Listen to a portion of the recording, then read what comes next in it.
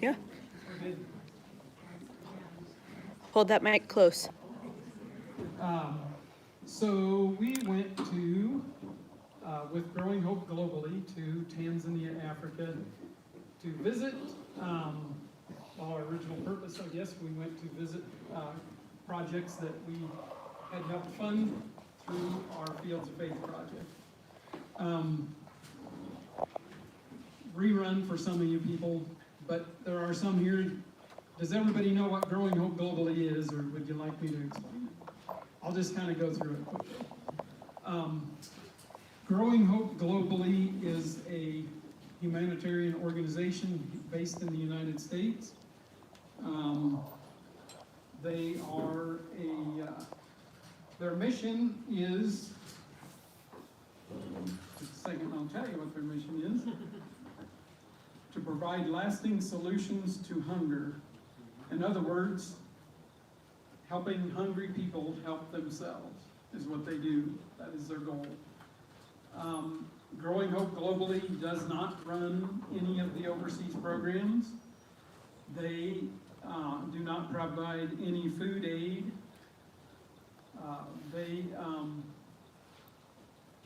Basically, all of the programs overseas are run by, there's 11 different aid organizations that run the programs. Some of them you would know would be UMCOR, Mennonite Central Committee, Catholic Relief Services.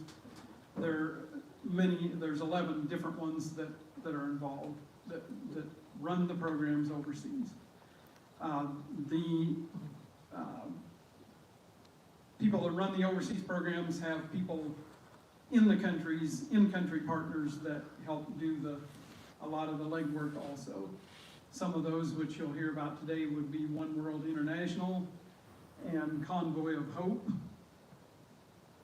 Mennonite Central Committee worked with both of those in the projects that we visited.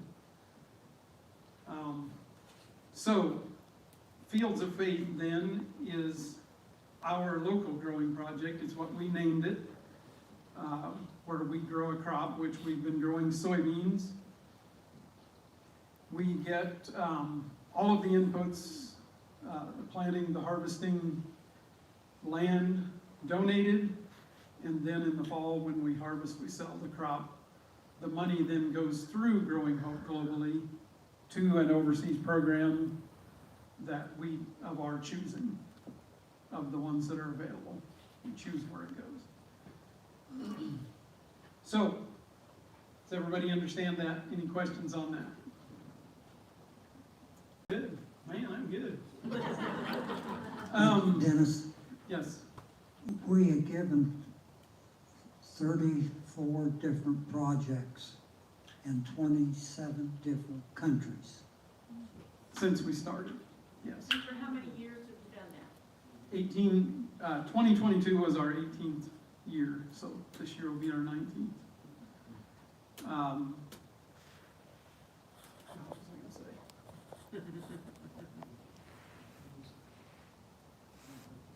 That's all right. Do you know how many dollars you've given? Yeah, it's $632,000 total since we started. So, anyway, we went to Tanzania. This is the first hotel we stayed at, called the Dan Stam Hotel. And it is on the edge of Arusha, Tanzania, which is a pretty good sized town. I guess I didn't even know how big until I read it in the paper, and I don't remember what it said, 2.3 million people or something like that in that area. That's just more pictures of the hotel. That's us checking in the outside desk. That's a gal that, our host at the hotel, and that is, like that door would lead to one of the rooms, and the stairs going up led to a room upstairs. So it was just, they were just small buildings, all overgrown like that.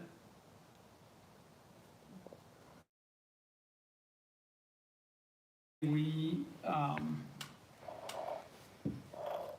we got in on Saturday, and then Sunday we attended church, and then we went out for dinner with some people, and our guests are on this side of the table, nobody got a picture of them. But that was a good meal, good conversation. Dennis, Yes, you attended church. we did. Was it in English? It was, this one was, the person, our bus driver, our taxi driver, whatever you call him, he chose a church that was English speaking, but there were a lot of people there that didn't speak English also. But it was, we could understand what was being said. When they sang, we couldn't understand what they were singing. Was it open air or in a building? It had a roof and some walls about that high at the sides. It was all open otherwise. No comment. Getting back to the hotel, is this thing on? Gotta hold Yeah. it close and talk loud. Okay, back to the hotels. They were not what you would think of hotels. This is third world country hotels. And the bathrooms were kind of sort of crude. And for a shower stall, there was a shower up there and on off. No stall or anything. And the water came down and lit on the floor, and you hoped that the drain was low enough that it would drain into it. And no septic systems, so that was an adjustment also. So, And at this hotel, we did have electricity. It went off once while we were there, but for the most part, we had electricity while we were at this one. This is El Bariki. He was a local extension agent that traveled with us. He's one of the boots on the ground people that were working on the farms we went to. What do you mean by boots on the ground? The local partners that actually do the work with the people directly to make sure that, do all the planning, make sure they get what they need, and educate them I see. through the process to get the crops planted and take them through to harvest. He would have been, that El Bariki, he would have been like what we called an Iowa State Extension agent here. back probably in the 30s or 40s, they would come out and teach farmers how to plant on the contour, rotate crops, and different programs like that to boost production. And they kind of analyze what's needed over there and what different crops and fruit and vegetables can be planted. And so it's a little bit similarity to what it was way back then. This picture here is the first day, that Sunday afternoon, we went to visit.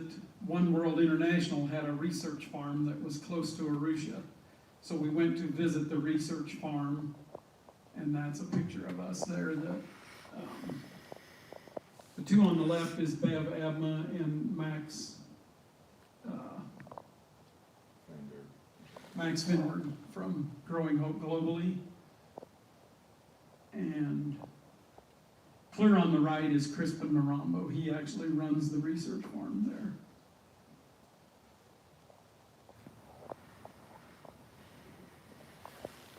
These are just more pictures of the research farm. They have a fish pond there where they are learning how to grow fish. And that's showing the corn. And in between the rows of corn, they're growing beans, so they can kind of double crop, or companion crop is what you'd call that now, I guess. So they're actually growing two crops at once. Serves a double purpose. It keeps the soil from being bare between the rows so it doesn't overheat, keeps it cool, and they get another crop at the same time. And the two crops complement each other.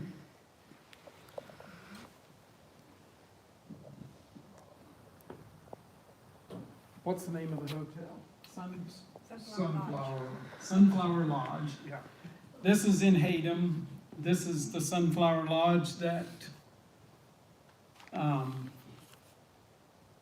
in the town, all the buildings look like shacks, and the hotels look nice. And the gas stations look nice. But everything else is shacks. At this hotel, I said we had, the 3 days we were there, we had electricity 12 hours. Am I stretching that? That's pretty much. You may not have electricity, you may not have water, but that's a fancy hotel. One of the 5 stars. Yeah. Yep. It And did have a bed. there was 2 different rooms or buildings. We had to go outside from one building to the other to get our rooms. I don't think there's any code system of how they had to build them. It was just kind of, here's a building, let's just add on. And this way or that way, put a fence around it so they could say it's a little more safe and everything. And but Did you feel safe? Yes, yes, yeah. we was 100% safe wherever we was there. When we go out, we went with people from that area, and it's custom to walk around town or look at shops, and such as that, so. Really, I don't know where it had air conditioning, which would have been useless with no electricity anyway, but people are just out everywhere. Everywhere you went, everywhere you drove, driving through town, villages, the streets were lined with people. People were walking down the roads. You thought you were in the middle of nowhere. There were people walking down the road, going somewhere. What were the average temperatures while you were there? It was supposed to be 95 for highs and upper 60s for lows, but it was kind of overcast most of the time we were there. And I guess the first day or so on the farms, it was, if you were not in the shade, it was a little uncomfortable, but other than that, it was perfect as far as I was concerned. It was the beginning of the rainy system, and the weather was real mild, overcast a lot, a few showers now and then. Never got above 80 or 85. I mean, I was never uncomfortable. And it's right on the equator. The north end of Tanzania is where the equator is. So, in a maybe different part of the year, it would be a lot warmer there. And it was pretty comfortable, generally speaking. So this is at the Sunflower Lodge when we first got there, and that evening we had a meeting, everybody gathered. I don't think everybody was quite there yet in this picture, but later in this place we had a meeting with everybody that was involved, the people from Convoy, One World International, Mennonite Central Committee, Growing Hope Globally, and we all did introductions, and everybody kind of told who they worked for or what they did and where they were from. And it was at this point I got a really sick feeling in my stomach, because I was thinking, is that all we do is pay these people salary? And I did get my mind changed though.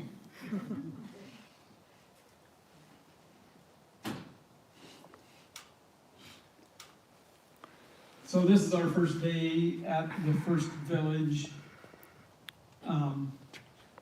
Go ahead, Roland. They greeted us with song and dancing. The puppet went on for 5-10 minutes. And it was fantastic. They loved, they acted like we was royalty. I mean, they was really appreciative of us. Were there others besides yourselves in the U.S.? There were 7 of us as a group. We don't know what they said, but it sure was nice the way they said it. thought I had a video here that I could play that would give you the sound of when they greeted us. It's really, was really good. But I'm not gonna find it right away.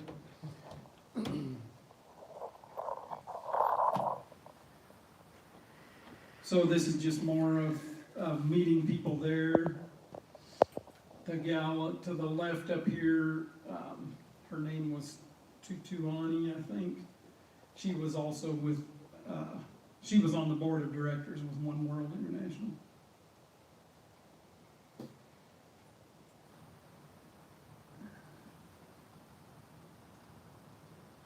Yeah, there's the picture.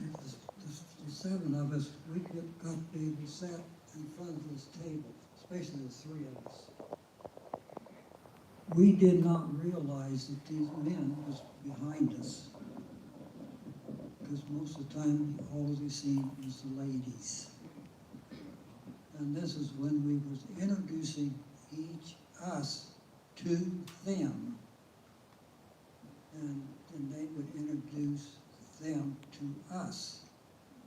And there were 25, 30 ladies, and there might be 6 or 8, 9 different tribes, and each one would tell us what they were doing.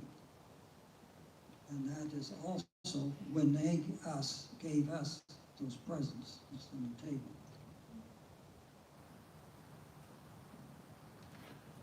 You might want to explain a So- little bit why the women were there. Yeah, so I skipped over that part earlier, talked about it in church. The tribes that were visiting the previous pictures there, they are the Datoga people, the Datoga tribe, and how they got in the position they're in. I'm not sure what year, but quite a few years ago, I'm guessing back in the 60s to 70s, maybe early 80s it happened, but the Canadian Food Bank had been doing work down in that area, or down in Tanzania. And the Tanzanian government went to Canada and saw huge wheat fields. And they said, we want to have huge wheat fields like that.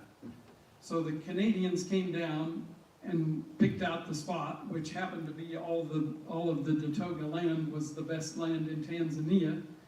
So they shoved them all off the land and started growing wheat in those areas.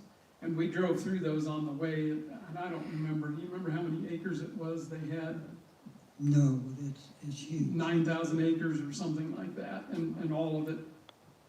It didn't look like a Canada wheat field, but it was, for Tanzania, it was pretty good sized fields, and the crops looked respectable on it. So then, in that process, the Datoga people were pastoralists, which means they grazed large herds of animals. After being pushed off their land, they didn't have enough land base to graze, drought, climate change, all of the factors. A lot of their livestock died, so they pretty much lost their identity and their wealth, which in their culture, they had no money, so their livestock and their family was their wealth. A lot of them had large families, which we could say doesn't make sense in the position they're in, but anyway, they lost all their wealth, they lost their identity. A lot of the men had to go off the farm to find, or off of the land, away from home to find labor. Some of them left, some of them turned to alcohol, basically left the women, who in their culture at that time, the women's duty was to prepare the food and make sure the kids got fed, or make sure everybody got fed. And except now there was no food to prepare, and the men were not there either, so they basically were hopeless. So that's how all of this came about. The Datoga people were very marginalized. This guy right there in the light-colored shirt standing up, that was our interpreter. His name is Gidufana. He grew up in the Datoga tribe.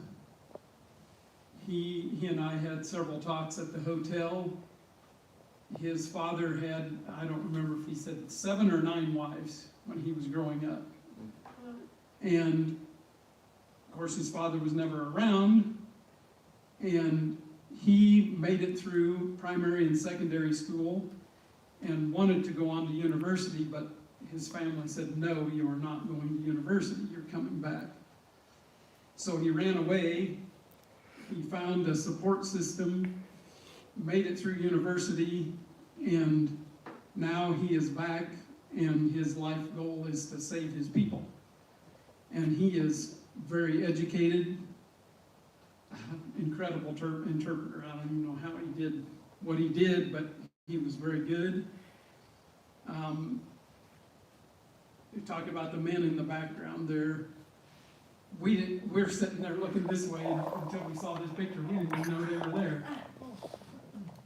And we were told when they started the program, of course the men were in and out, but they're like, no, this is stupid, we're not going to do it, it's not going to work.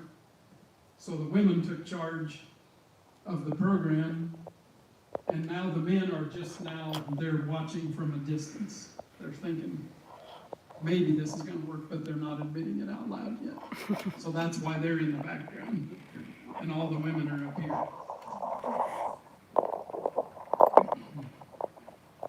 Denny, how is the land owned or occupied? Well, we didn't get a clear answer on that. They have land that they call theirs, but if the government decides otherwise, it's not, is the way it works, I think. Possession is 9/10 of the law, I think, is what it amounts to. So we can see parallels with the American Indians.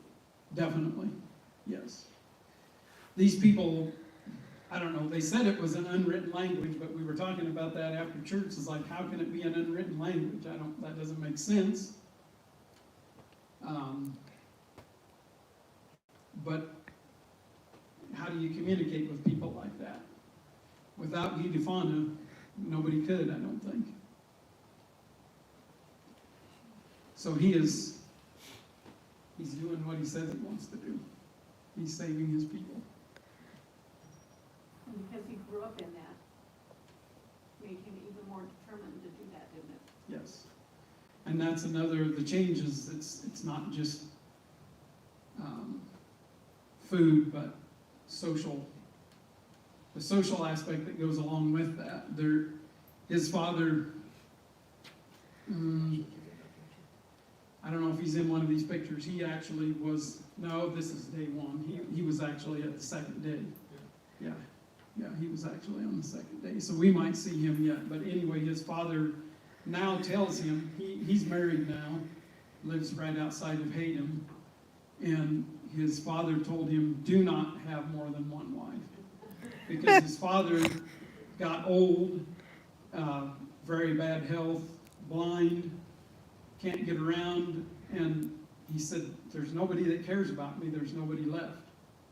So there's a couple guys leading him around while we were there, taking care of him, because his 7 wives decided they had better things to do, I guess. And I think that was part of the custom then too, that they have many wives and. Right. So that is definitely one thing that is changing, for sure.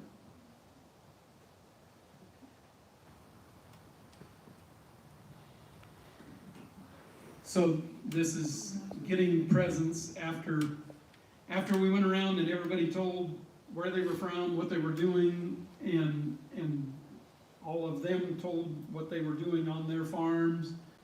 Then they sang and presented us gifts. And there's Rolan getting his blanket right there. He looks pretty good there, don't you think?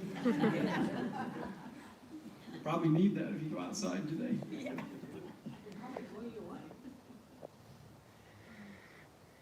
And there's Marlin with his. You put that one in. And I got the skirt because that's all that was left to get. You should have worn that. But it's still pretty awesome. They made it.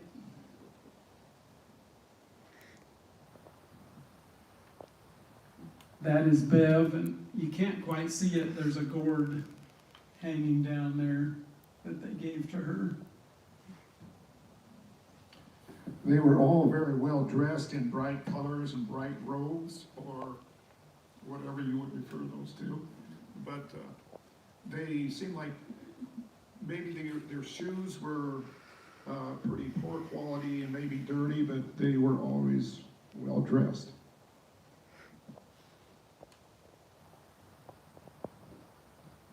That is Scott Stoner, the head of Mennonite Central Committee that traveled with us. That was his gift. Yep, that was his gift. That's Max Finberg, the CEO of Growing Hope Globally, that was on the trip, and that was his gift. And there is my plate of dinner. Because even though they had nothing or very little to eat, we were royalty and we were expected to eat well. So they handed me a plate like that, and then they wanted to fill it again as soon as I got done. Mostly, there's some pieces of meat in there, but most of it is different forms of rice. And that was my utensil I ate it with, that piece of gourd.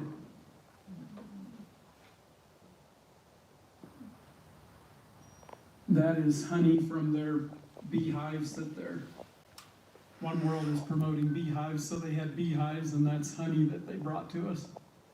Very good, a little crunchy, and a few dead bees in it too, so pretty good.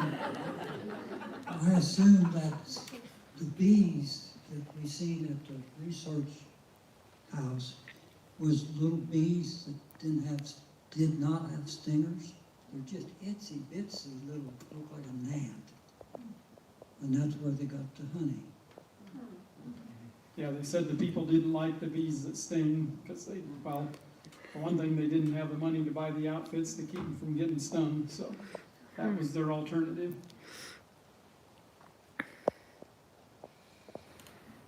This is actually, some of these pictures aren't really quite right in order, but that would be at a restaurant we stopped on the way to Hatem, and that is, if you order chicken soup, that's what you get right there. A bowl of broth, a chunk of chicken, and a chapati, which is a piece of fried bread. A piece of chicken was just that, just a piece. They took a chicken, took a machete, whap, and that's a piece of meat.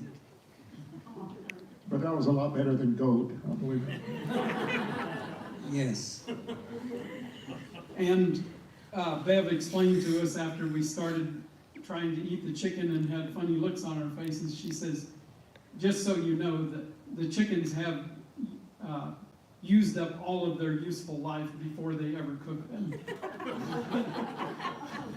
In other words, they pretty much die of old age before they cook them. Before the last breath. You couldn't tell the bones from the chicken. The corn is not made, they did not feed it to the livestock, because the people ate the corn. So all your beef, meat had no corn into it. Yeah, corn was basically a staple in Africa, and every open area in town or wherever they were growing corn. And we stopped at it was in town in that market. We bought some ears of corn that were cooked on the open fire. And it wasn't sweet corn, I guarantee you that. It was just like taking a piece of field corn and throwing it on the fire, and that's what it was, and that's what they eat. They do make a mash out of it. What was the name of that? Can't think of it right now. Yeah, anyway, it's kind of pasty, floury looking cake that has no flavor. Corn is a main crop, and they use that mostly for human consumption, and it fixes it various ways. And we talked about maybe crop rotations, and they say the demand is corn is so great that they just want to raise corn only, and, which can be a little more challenging, I would think. That What was, do they do with their beans that they grow? Do they eat do that eat as well? those, yes. Yeah. And we did get, on the second day at the second village, we did get beans. What kind of With our beans do rice. they grow? What? What kind of beans? Some kind of edible bean, but not a soybean, kind of an edible bean, but I don't know exactly what variety it was. And that's kind of the reason they're doing the intercropping with beans too, because they're growing corn on corn on corn on corn, which isn't good, so that's a way to get some diversity into their soil. Do they have any fertilizers, I mean, They do have, and the government is promoting it in a big way, which I think to their detriment. Because, well, some of the fertilizer that, I don't know, some of it, what we use here in the US comes from Africa. They have fertilizer, we went by a big fertilizer plant. Phosphorus, I think is what they get there.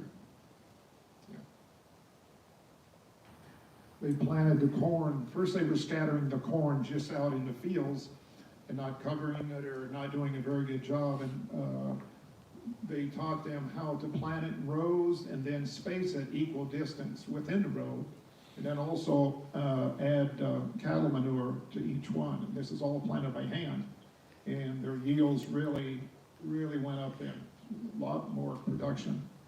tell them how they space it. So they had a, that was part of the program that was developed for them. They had a rope, and they either used bottle caps on the rope or they tied knots in the rope to get their corn spacing right. And what was the example? The first lady that did it,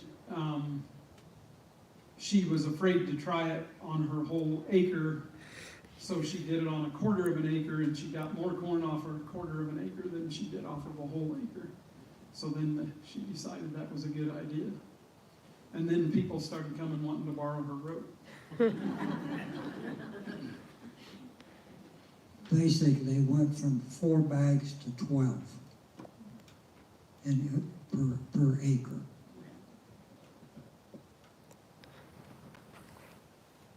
It's just another picture of them on the farm.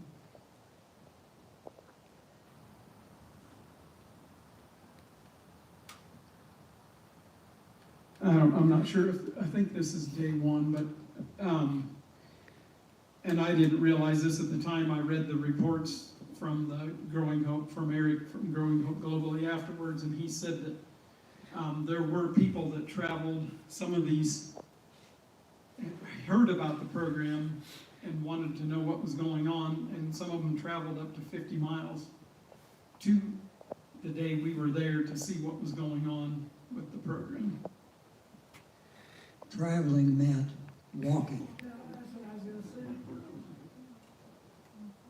say. I know a lot of places you went there, on every corner there were motorcycles, guys sitting on motorcycles, and I asked somebody, what are they doing?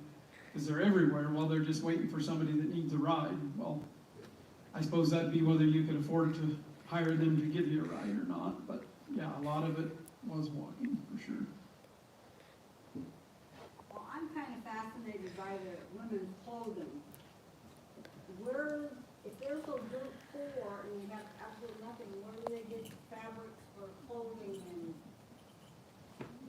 how does that all work? Next time you get there, you ask. I'm sure that was, they bought them just for this kind of deal, or Sunday.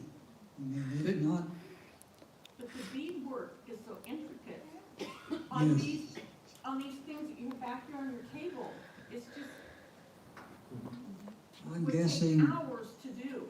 yes, I'm guessing that those group of ladies went together and made one of those for us. So I was told what they're wearing is like a ceremonial dress. And they keep that stuff laid away for only special occasions. And they put all that stuff on for us. They don't wear that stuff every day of the week, I'm sure. That's what Bev told me, that they keep all that stuff stored away, and That's only for special occasions. They bring that stuff out, but we had talked amongst ourselves, they're living, and we'll have a picture of their houses here in a little bit, but they're living in a stick house with a thatch roof and a dirt floor. I don't know how they kept as clean as they did, or kept their clothes clean, I don't know, but they were all clean. They worked in that pond. So, are a lot of those women, do they have shaved heads, or they look like they're bald?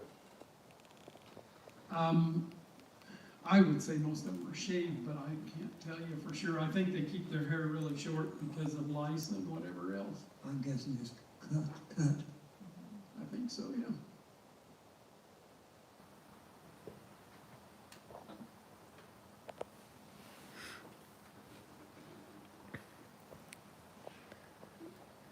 This lady's name is, this was day 2. I think it was Uchis Yendi was her name. And I can't remember that, I just read that on the report a while ago. That is her house right there. She's a 60-year-old widow. She has 8 children. Those are a couple of her grandchildren. At her feet there, right behind Rolan and Eric, is her chicken coop. How much of her family lives in the house with her? Well, there's on that site, I don't know, the rest of them there. Yeah. Oops, I skipped over. No, there's the kids. Later on, I'll waste more time. Yeah, The 2 little kids, yeah. cute kids.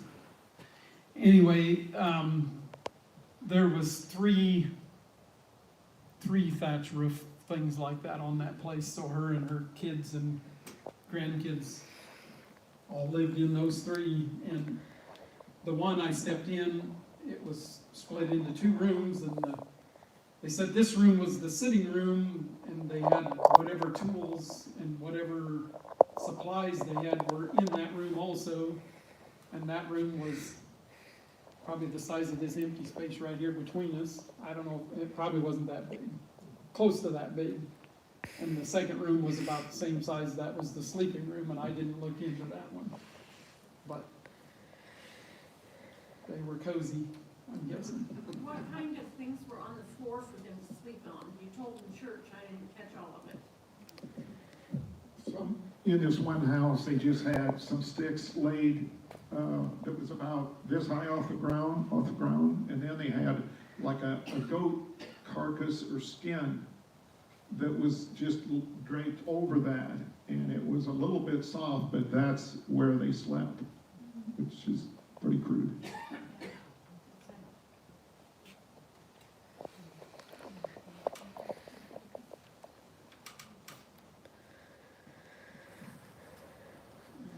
That is their pickups, trucks, whatever. That day, he did have a curve full of ear corn. And he just unloaded. But they also used the same, they put 4 barrels of 55-gallon barrels. And they go to the lake, get water, which is 4 hours away. And then they turn around and come back home. Every 3 days, they take that trip. You get the water from here, the cattle are over here, they drink the same water that the livestock does. And you know what happens when livestock get into the ponds. So if you don't, it's not good. So there's a picture of along the highway we were driving, and I didn't get the whole thing or the other half of the picture, but that's a little pond that was next to the highway. You see all the livestock in it, and on the other end of that, there were people down there with their 5-gallon things dipping water out of the same hole. And that's more than half of the pond right there, so they weren't very far away.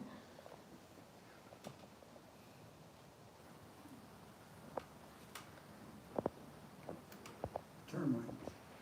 That's termite mounds you see, and they're everywhere in Tanzania. And you see how dry it is there. That's when we first landed and drove from the airport to Arusha. There were, I don't know if you can see them, I think there's a herd of livestock back in the background there, but there's some pictures of goats and cows and grazing, but I don't know what they were eating. Sand or rocks is the only thing I could see. But they had their heads down and they were grazing. Down around Arusha is lower elevation, very, very dry. They had fields plowed, waiting for the rainy season to start to plant corn. And right across from our day and Stam hotel, I walked across and dug down, and you could dig down about 8 or 10 inches. It was just dust all the way down. I guess I haven't asked or heard anything whether the rainy season, it was kind of starting when we left. Up in the upper elevations where the farms we visited, you saw how the corn was green there, and they had actually been getting some rain and things were green there.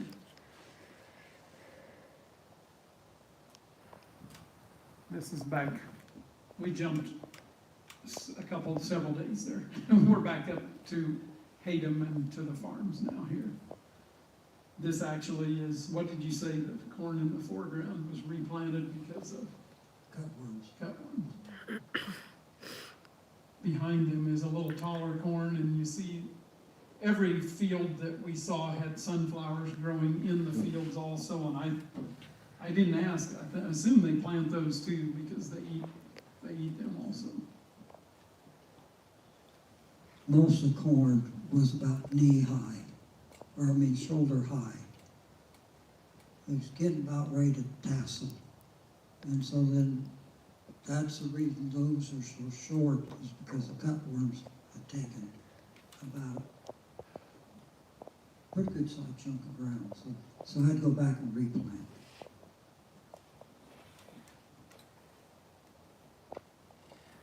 This is the first day on the farm again, and the cornfield is that way from us.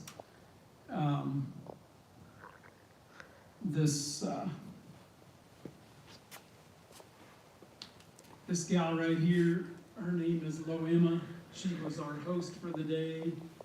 And this gal here spoke quite a bit. I can't remember her name right offhand. I think Gendy, maybe. Loema doesn't look very old. She has 9 children. She was also one of the first people to go in the program and has been very successful. She's growing chickens now. They taught her to build a house for her chickens, which she thought was really strange, but since she shuts her chickens up at night, she has a lot more chickens than she used to have. And she has improved her life considerably and her family's life by selling chickens and growing corn. The children in this village, do they have a school? Yes, they do, and we, for some reason, didn't get very good pictures of those. But yes, there are schools, and that's another thing the program is doing. The kids that are of school age are in school now because they can afford to pay the school fees. And that's all of the kids in schools there all wear uniforms, so they have to pay the fees for that. And they have to have the food for the kids to eat also, which is actually one of the programs that Fields of Faith funded in Arusha was the Convoy of Hope school food program. And God Leeson from Convoy of Hope, maybe we'll see him, I'll point him out if we see him in a picture, but he explained that program to me. We did actually didn't get to visit that one because of scheduling. But they are providing seeds and training so the kids and the parents are growing gardens to grow the food for the school. And when they start the program, they pay a small percentage of it, and then as they age in the program, they're paying a higher percentage of it, and when they hit the end of the program, they're actually doing 110%. They're providing everything to the school, plus 10% more to start somebody else in a program like that. So it's something that's really gonna grow, for sure.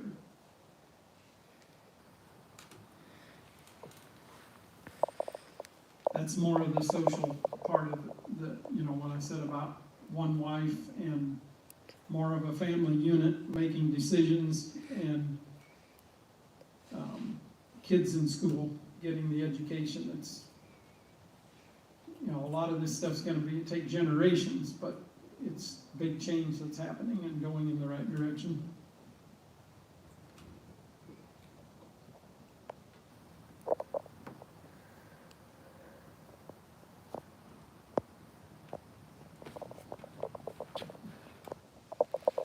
This lady, this is her garden, part of it, and also the trees that they plant for fruit trees. Does anybody know what kind of tree that is? Because I can't remember either. It's got an edible thing on it. They eat that stuff that grows on that tree, but I can't think of the name of it. And she had a row of, I think, 6 or 8 trees, Something like that, yes. different fruit trees and trees like this that she was growing, and she was showing us how her trees were growing. This one in particular will produce in like year 2. They're getting food off of that already. And then her garden is kind of back behind her there, and then to the left behind Eric is some of her corn, which is tall and tasseling and looks good. Beans growing up between every row also. She's the one that had the 2 little kids at her feet a while ago in the picture. One of the first that started in the program and very successful.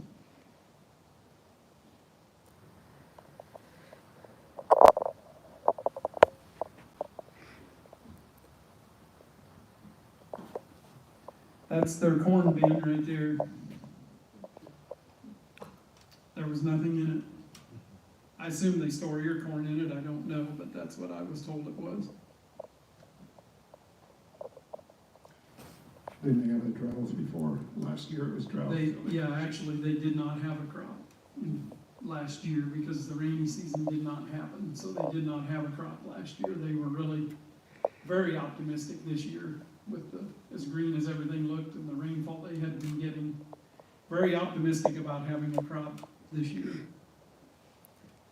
So I told you before that Growing Up Globally does not offer food aid. So Mennonite Central Committee is who is running that program, and Mennonite Central Committee is who carried them through for the last season when they didn't get any food. I'm guessing that house is probably 12 by 16 by 20 or something like that. I don't think it's any bigger than that. And you got 8 kids in there. And sometimes on the back corner, you might have some goats in there. Is there a door? I see an opening, but is there a door? No doors. None of the houses or buildings we saw had a door, or they had openings for doors and windows, but no doors or windows. And that sticks with mud mortar, correct? Yep. That's true. So Yeah, are it is. there a lot of trees? Where do they get sticks? There's quite a few trees right around them, yes. A lot of them were acacia trees, which were the ones with the thorns about that long, but there were other trees there too, yeah. You can see trees in the background. I'm pointing at the wrong thing. to the left of the roof there, at the skyline, at the top above the corn, you can see trees on both sides in the background. There was several trees around there. What do they burn for making a fire? Wood? Wood and manure, I think. Man, most of us would starve today. Yeah. It wouldn't take long. Exactly. Couldn't live like that.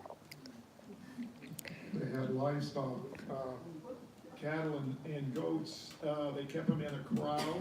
This corral was made out of these branches from these trees that had thorns on them. And they would build it in a circle, and you keep them in there overnight. And then quite often in the daytime, they would move the cattle or goats to a water hole, and they would graze on the way, and then at night they would bring them back and put them in a corral. And these corrals they were piled probably about this high, and that's what they used to corral the livestock. And you could count the ribs on every one of the cows too. No fences anywhere. Never seen a fence anywhere. So they corralled their animals like a shepherd would sheep.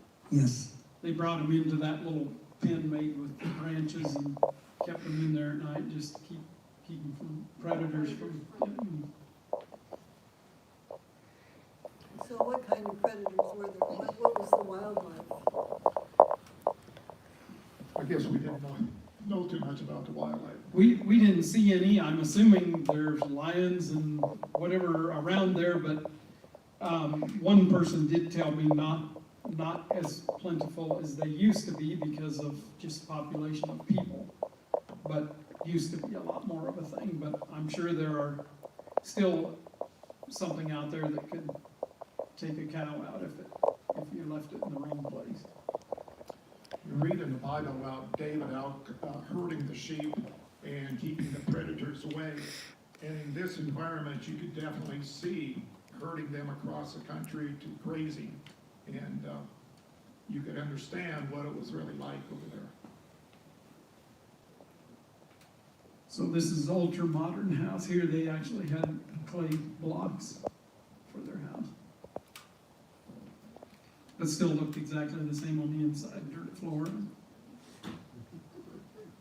What is that yellow building behind? That's actually a tarps set up. That's where we gathered to do all of our introductions when we came in.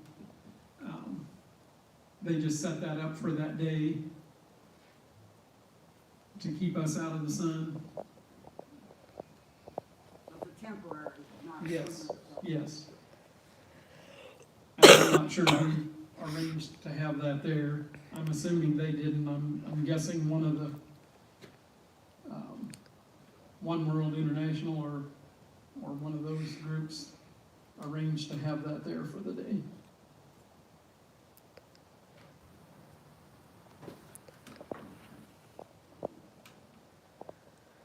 That's another one of their houses.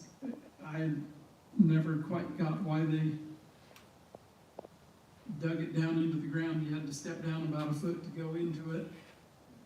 And even then, they were short. I had to go like this. In there, that's all the taller the roof was. And you see behind her head the smoke coming out. They had a fire burning in the middle of the hut on the floor. And we actually went in. She wanted to show us her,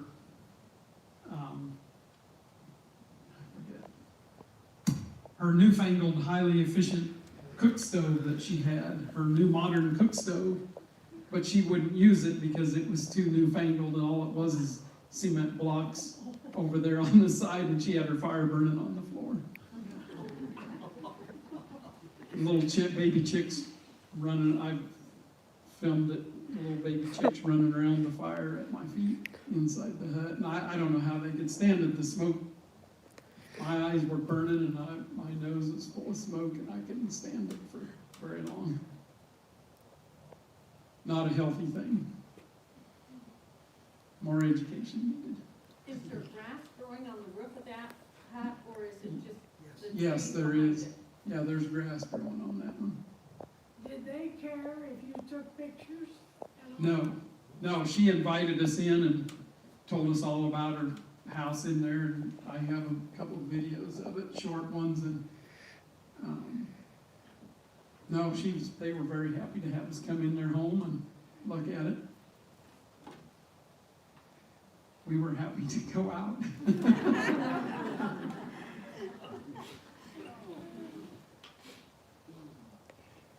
This is another part of the program is water storage, and this building here, this clay block building actually they put a galvanized tin roof on it to help collect rainwater, to get them extra water to get through times when they can't go get water.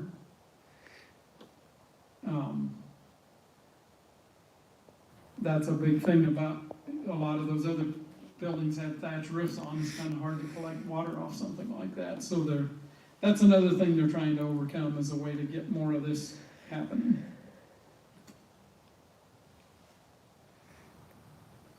This one here, if you actually look, they actually added on, 3 or 4 more layers of brick so they could get it high enough to get it above the water tank to collect water.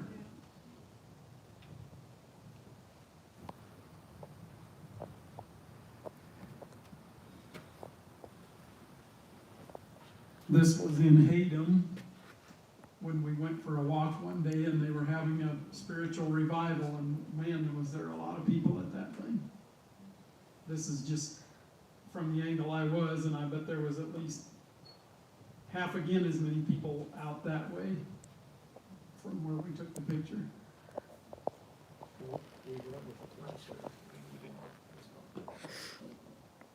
Yeah, Gedifana took us around town the last day we were there on a walk, and while we were walking, I was asking him about the electricity, and I said, is electricity always this unreliable, or is this normal? And he lived, I told you, like I said, right outside of Arut, or right outside of Haydom, and he says, I don't know, I don't have electricity.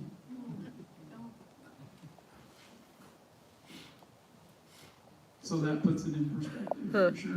Yep. Is this typical of a lot of places in Africa, do you think?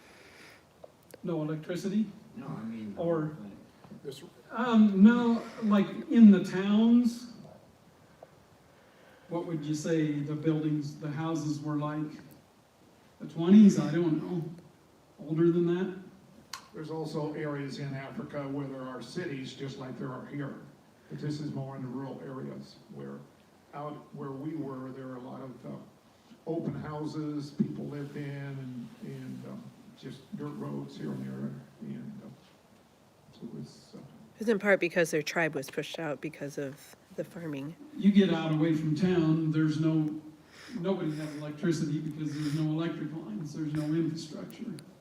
There are some main roads, but most of the roads are just paths that they've made, other than the main roads. Well, as who I am, family who's a science teacher and all this, what do they use did they have outhouses? How does that all work? They didn't have outhouses, no, I think they went around the corner. Oh. I didn't see an outhouse anywhere, did you? no, You went around the corner. That's what I did, is went around the corner. just make sure you don't go around the same corner, maybe. Find a different tree. That's only where you were. Correct. If you get in the towns, in the towns, like our hotel had a toilet, Yeah. they told you not to flush toilet paper down the toilet. But like I said, about more than 75% of the time we were there, we didn't have water anyway, so it didn't matter. Well, in Sierra Leone, where Leon was, that electricity was on and off too. They might just have it for a couple hours Right. and no more. So, in Arusha where we were, the electricity, like I said, did go off the first evening we were there for just a little while, but then it was back on later. So I think a lot more reliable there. And the houses in Arusha, I mean, just like here, you would see some wealthy person had built a really nice concrete home, but the majority of them were cement formed, whatever, houses with most of them in town had like a galvanized tin roof or a steel roof, kind of like that. Were there But many stop signs in the city? There weren't where Leon was. no, but He said they the just speed drove. limit wasn't fast and there were people everywhere. It took forever to go anywhere because they had, even on the main highways, they had speed bumps about that tall about every 5 miles. You had to slow down almost to a stop to go over. And then every little bit there was an inspection station for, I don't even know what, we actually, going to Hayden, we got stopped. Our bus got stopped at an inspection station. We couldn't hear what they were saying, but our bus driver got his ear chewed off pretty hard. And we had to sit on the bus for 20 minutes. He had to run into town on foot and pay the fine and come back and prove to the guy he paid the fine before we could go on. And some sticker that wasn't on the bus, and I don't even know what, I couldn't understand the driver, so I don't know what it was. Were there any generators, gas generators for electricity in individual buildings and things? They had a lot of car washes, which seems really strange because of the tourism industry. In every little town or every little village, there was at least 1 or 2 car washes along there, and they had gas motors to run their pumps to pump the water. And like I said, that just sounds really strange when people not too far away don't have any water and they're washing their cars. But tourism is where they have placed their emphasis, there's no doubt about that, because of the safaris and the national parks that they have. So when you were in town, how far did it take you a long time to get to these 2 remote villages? From Arusha to Hayden it took us basically most of the day to get there, and then out to the villages, half an hour, 45 minutes drive probably. The first 10, 15 minutes you're driving on a gravel road, like a gravel road here, and then the last 10 minutes you're driving on a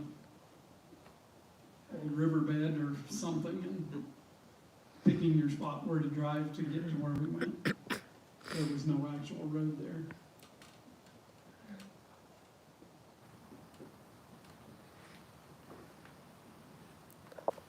This is just a picture I snapped going through one of the towns, and that's a pile of corn they had out on a tarp. We don't really know, but we assume they just hand shelled it, or shelled that pile of corn, and they were letting it dry, and then you see a bunch of bags there, they were bagging it up. I assume they was either buying or selling, or both. The one day we were at the Sunflower Lodge, when we were getting ready to leave that morning, there was a bunch of activity just up the street a little ways from us, and somebody said they were selling beans of some kind. They had several bags, and people were coming and getting small containers and buying them and carrying them back to their home.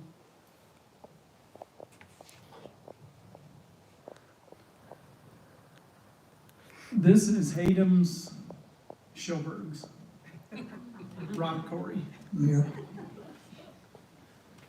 So, as we drove in and out of this town, you see that wall to the back, town started right there, and that was actually a paved road we were on, but these people, all day long, they're out there making little rocks out of big rocks. You see their little pile of gravel, and they're selling gravel. Is what they're doing for a living.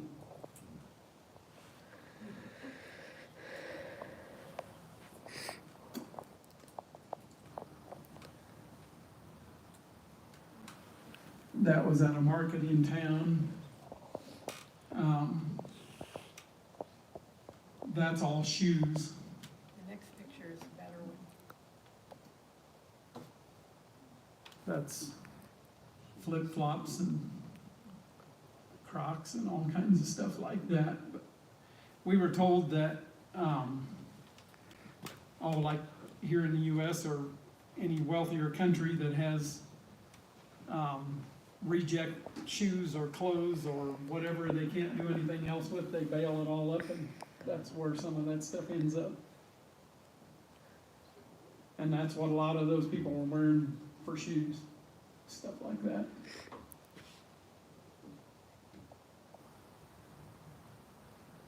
There we saw a guy, this guy in town had a square baler, so we had to stop and check it out.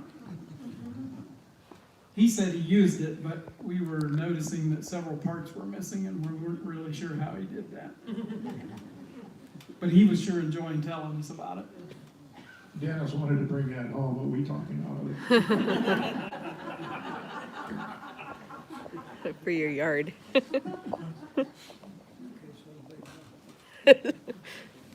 Yes. Wouldn't fit in my check bag. Check bag.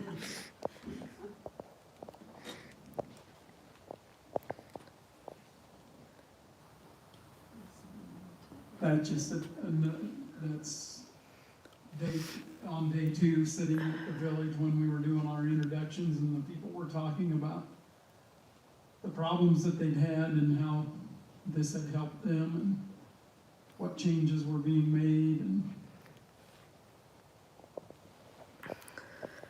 really a moving experience listening to some of them. You notice the ladies have those blankets, or what do you want to call it, around them. Those are the same thing, but these don't have the beads on them, but that's the same thing. They put that around them, one way or the other, up on their shoulder, and they also carry their baby on the back of on their back. Some way they do that.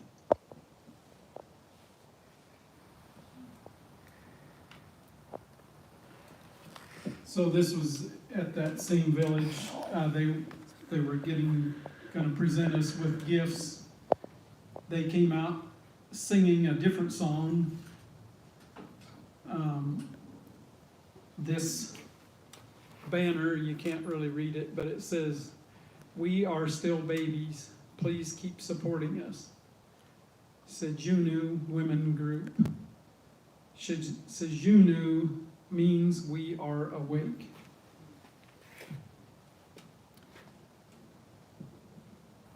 And that, the gal that I pointed out earlier, that Loema, she got up and talked, and she explained it like,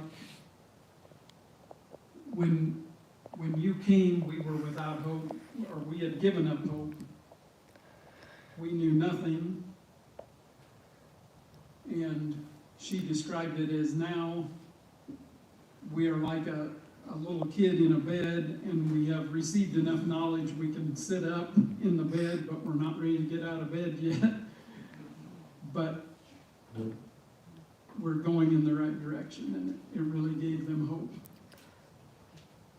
So that's how they described it. We are awake.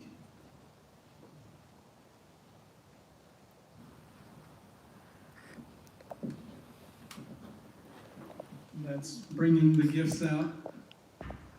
Lots of fanfare and singing and dancing while they were doing it.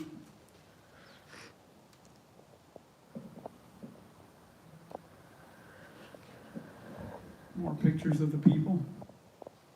I'm guessing those are men. There's a couple men in the background to the left if you look. Actually, at this group here, there were 2 men when we were doing the introductions that got up and spoke, and they said, we have one wife, we make decisions together, we work together. So there were 2 of them that have come back to the group and are where they're supposed to be. The rest of them are still looking from the outside.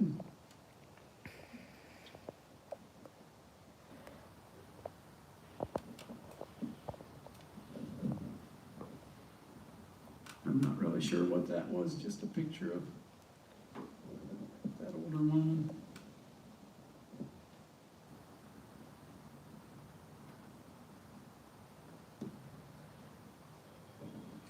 So this, can I make that bigger on here or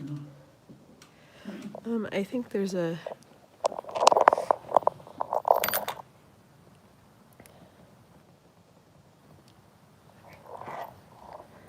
So this was a slide from Growing Hope Globally, saying in 2022, Fields of Faith raised $30,000.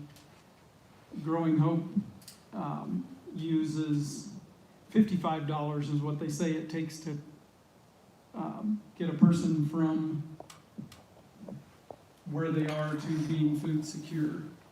So in 2022, our $30,000 helped 545 people find lasting solutions to hunger. Earlier we said that since the 18 years of doing Fields of Faith, we've raised $632,000 approximately, which equates to 11,500 people that we have made food secure. I guess also on top of that, as I explained in church, the program, they have a set number of people that the program serves, but there are people that come in when they see what's happening and they learn from the people that are doing it, so there is a multiplying effect, so it is affecting a lot more people than 11,500.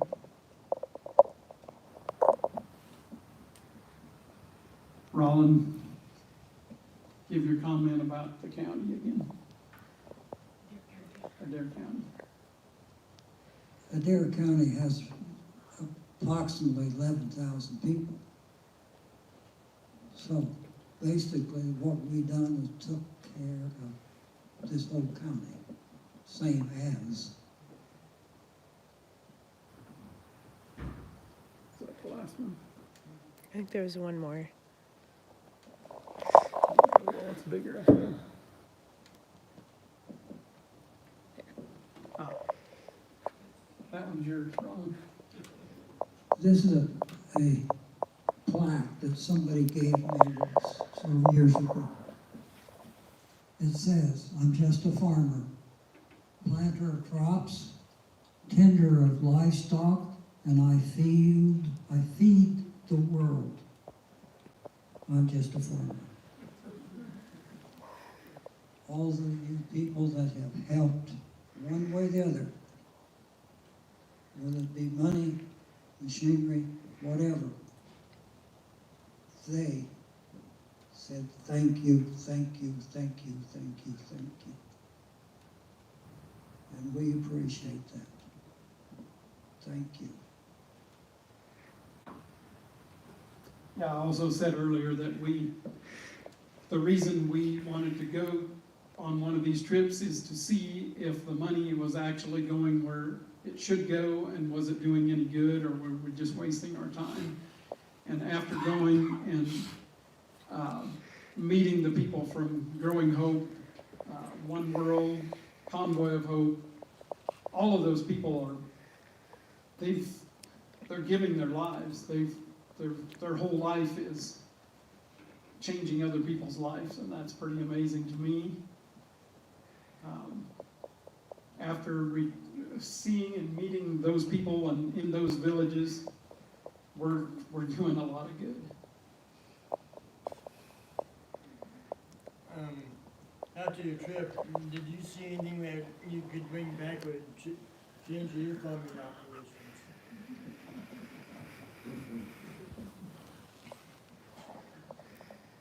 Besides the baler.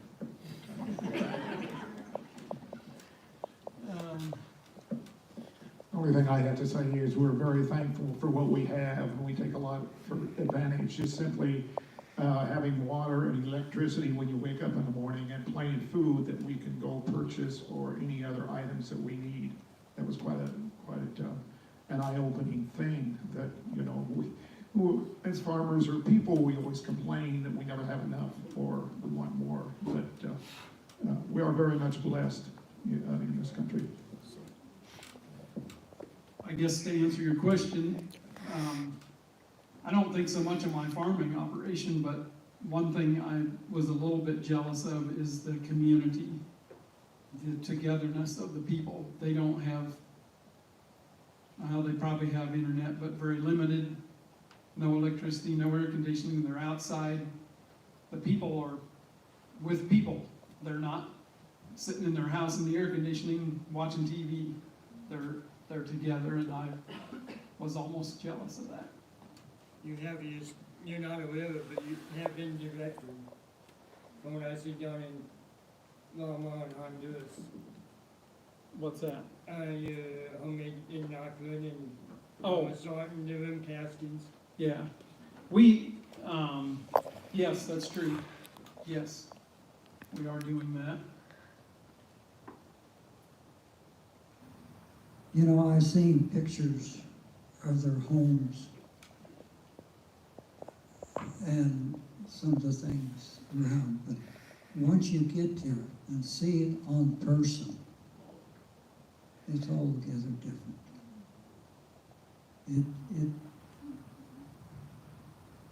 I'm glad I went. I'm not really ready to go back right away, but it's something to see, and the hope that they have that we are making a difference, a big difference. Are those people Christian? Yes, they are. Big percentage. I think Africa is actually, I heard or read somewhere that they're the next big Christian movement, actually. If they haven't already, they will overtake the U.S.'s percentage of Christian. So there are churches. Yes, a lot of churches. But it doesn't matter if a Christian or whatever, and go and hope. We'll still support them, yes. And actually, Muslims have said that they are treated better by them than they are by other Muslim groups. The picture of wanting us to keep supporting them, we asked later where that came from, and Crispin said that a lot of smaller aid organizations, fly by night, come in, do their photo ops with the people, and take it back to use for their fundraising, but then they never come back. So they're very, it takes a lot to get their trust, because they've been taken for a ride a lot of times, I think. Do you have any idea how many people lived in this village, this group of people that you were mostly with? 100 or just some ballpark idea? Well, I would say each day at each village or the area where we met, which was somebody's home that everybody came to, or home area where everybody came to. And I don't know how far of an area they came. Some of them came from quite a ways out. There was between 30 and 40 at each place. That's just the ladies. Yeah, mostly just the ladies, yes. So no, I really don't know.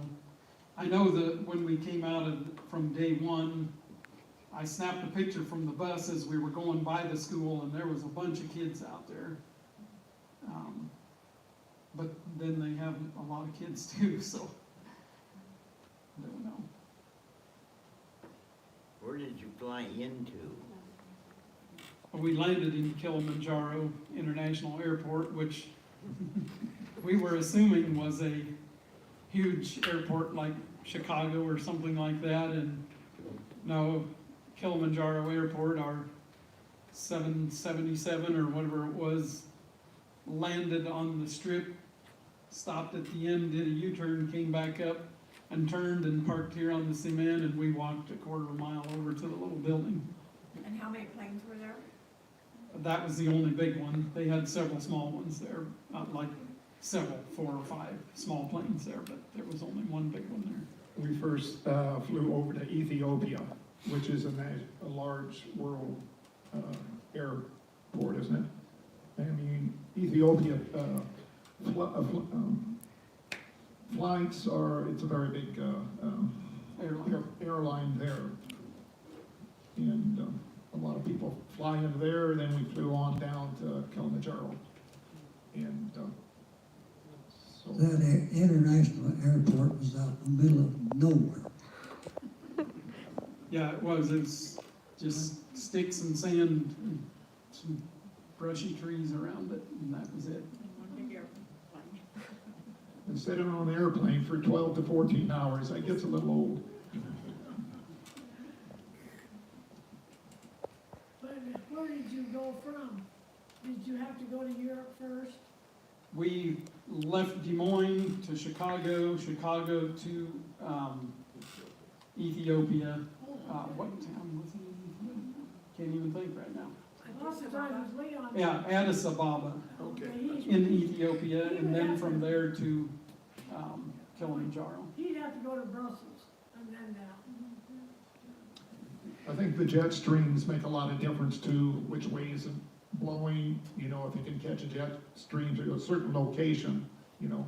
On the way back, we had to stop and get fuel because I'm assuming we didn't catch the jet stream that would take more power to get us back home. Now, Dar es Salaam is where Lyle Lutz was a missionary. Is that any place where you were? That's on the east, clear on the eastern edge, on the coast almost, isn't it? I heard people talking about that, but I never really looked on the map actually. But I think that was on the east coast That's of, where they lived when they were there. yeah. And you were where? We landed Kilimanjaro, drove to Arusha, we stayed there 2 days, and then we went to Haydum, which is a little town about the size of Fontenelle. North. From Arusha, it was west and a little bit south, I think. I'd have to look at the map again. You were in the middle. Northern Tanzania, wasn't Yes, we were in northern part of Tanzania.